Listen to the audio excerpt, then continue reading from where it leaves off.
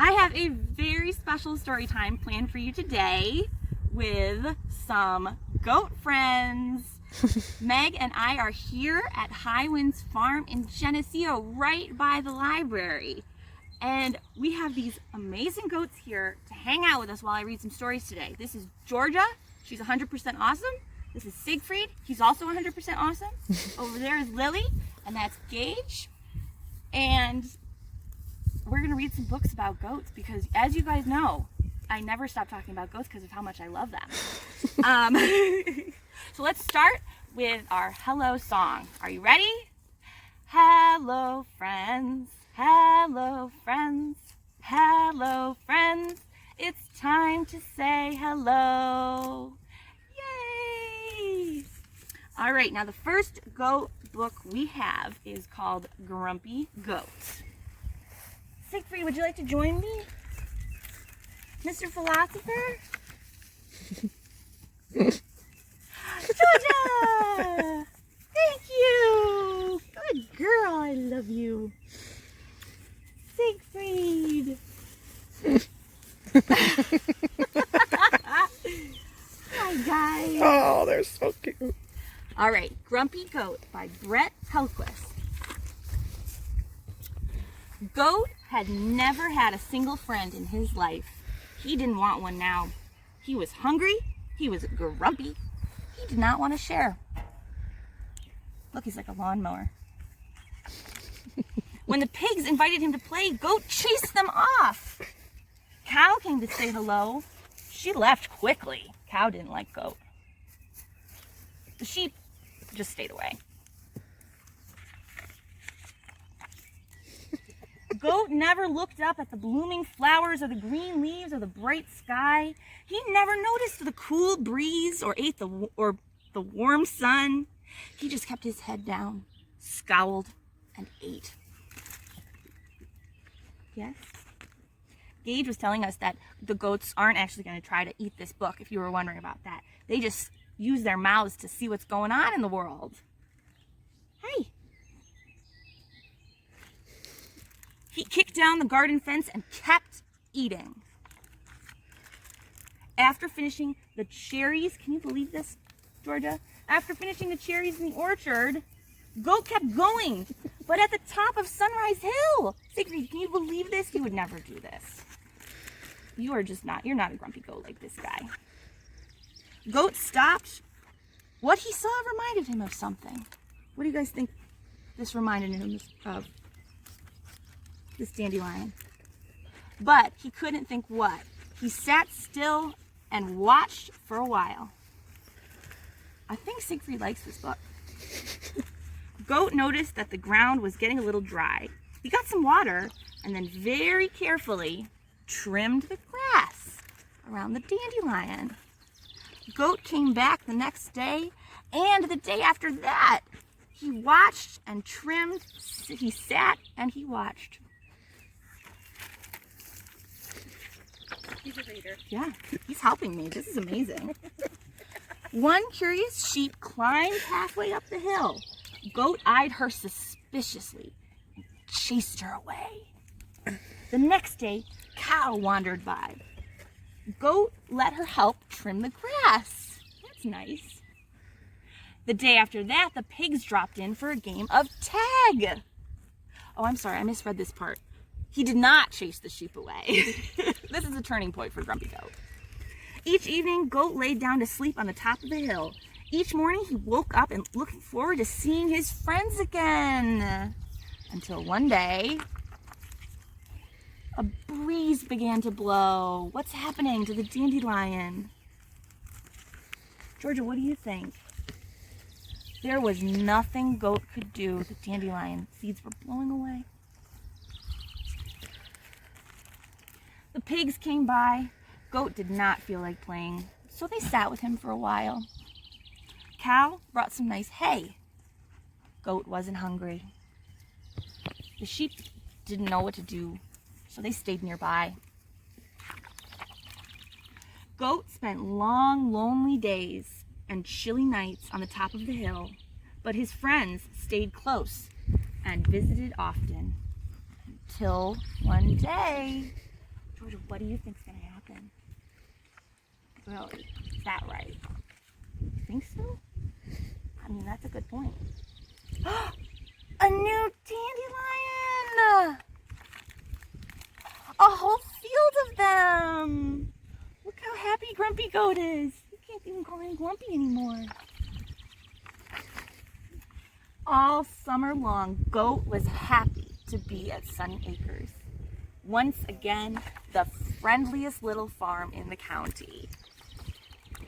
The end.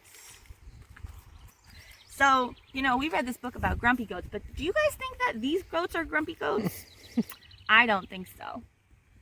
But either way, it was a happy ending for Grumpy Goat. So, goats have amazing temperaments. Hi, Georgia. Should we read another book? All right, guys. Let's do our finger play and rhyme to get us going onto the next book. Ready? Let's take a look at this book. Here is the cover. I open it wide. Here are the pages hidden inside. There are words and pictures. We look, and when we are done, we shut the book. All right, Georgia. You want to help me read it? This is called The Goat with Many Coats.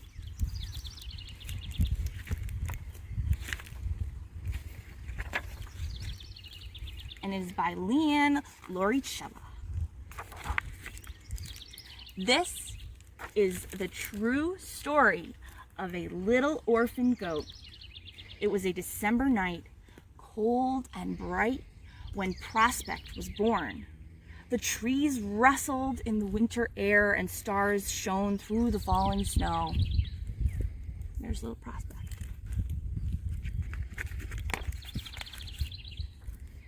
As tiny as a teacup, Prospect weighed just 1 pound. He had a pink heart-shaped nose, one droopy ear, and legs that wobbled when he walked. In the little goat's first hours, he was lonely. His family was nowhere to be found. One of his ears dropped sadly. That's sad, isn't it, Georgia? Yeah.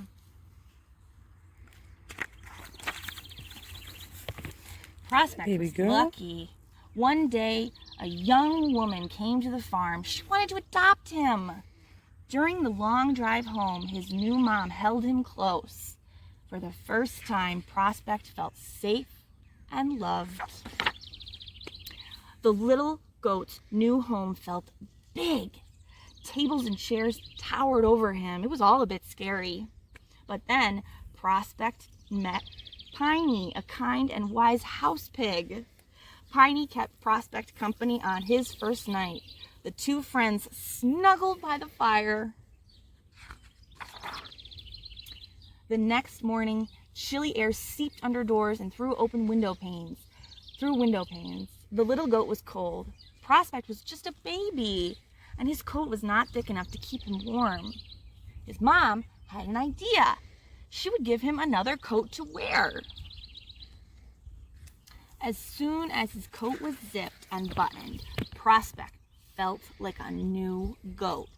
His floppy ears straightened. His legs were more sure. The coat made Prospect feel strong. Prospect adored his coat and soon got another, and then another. He had a coat for every goatly activity. One for exploring, one for climbing rocks, one for playing in the hay, and one for splashing in the rain. Prospect even had a cape that made him feel like a super goat. At night, he had a coat for dreaming. Each time Prospect wore a new coat, hi, Georgia. His mom took a picture. The tiny goat pranced and posed. He was happy and warm and proud. Soon, Prospect and his coats became famous. Everyone wanted to buy the little goat a coat. Packages came from all over the world. With each passing day, Prospect got bigger, stronger, and more playful. Were you scratching an itch there, Georgia? His mom was so proud. She couldn't wait for Prospect to meet the other animals. On one sunny day, Prospect ventured outside. The first he met a chicken, then he met the other goats. They were so big like Georgia probably, and their coats were so thick. Prospect wondered how he would ever fit in. See, look, he's got a coat, and the other goats do not have coats. Prospect decided he needed a special coat to impress the other goats. Would they like his blue jacket or his plaid cape? What do you think, Georgia?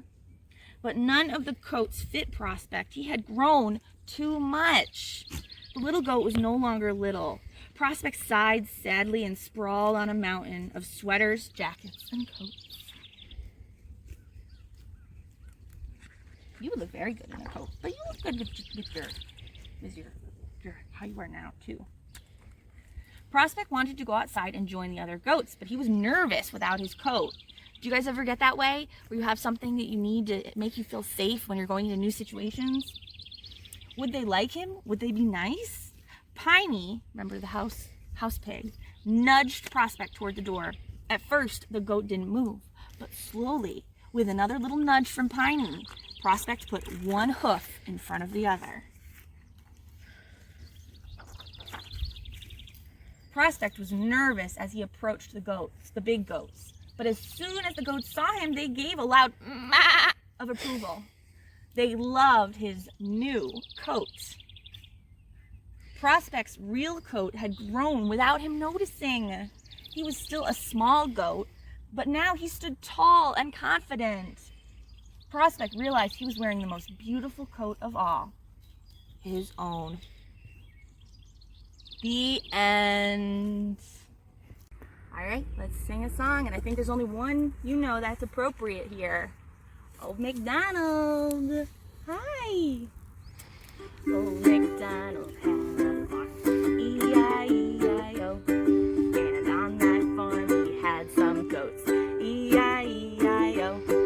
With a mat here and a mat there. Here a mat, there a mat, everywhere a mat. Old MacDonald had a farm, E-I-E-I-O. And on that farm he had some chickens, E-I-E-I-O. With a cluck cluck here and a cluck cluck there. Here a cluck, there a cluck, everywhere a cluck cluck. Old MacDonald had a farm, E-I-E-I-O. Alright, what else is here? How about some bumblebees? Old MacDonald had a farm, E-I-E-I-O. On that farm he had some bees, E-I-E-I-O. With a buzz buzz here and a buzz buzz there. Here a buzz, there a buzz, everywhere a buzz buzz. Old MacDonald had a farm, E-I-E-I-O. What else should we do? Maybe a horse next? Old MacDonald had a farm, E-I-E-I-O. And on that farm he had a horse, E-I-E-I-O.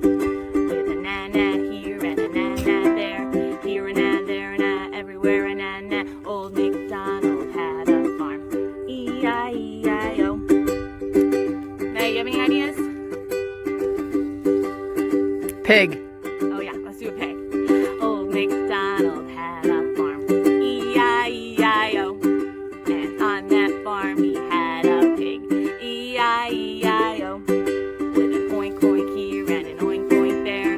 Here an oink, there an oink, everywhere an oink oink. Old MacDonald had a farm, E-I-E-I-O. Yay! Alright, so thank you so much for joining me for story time today. And let's get a big... Oh, here comes Winston! And give Georgia, Siegfried, and Lily a huge thank you for participating today. And we will see you next time.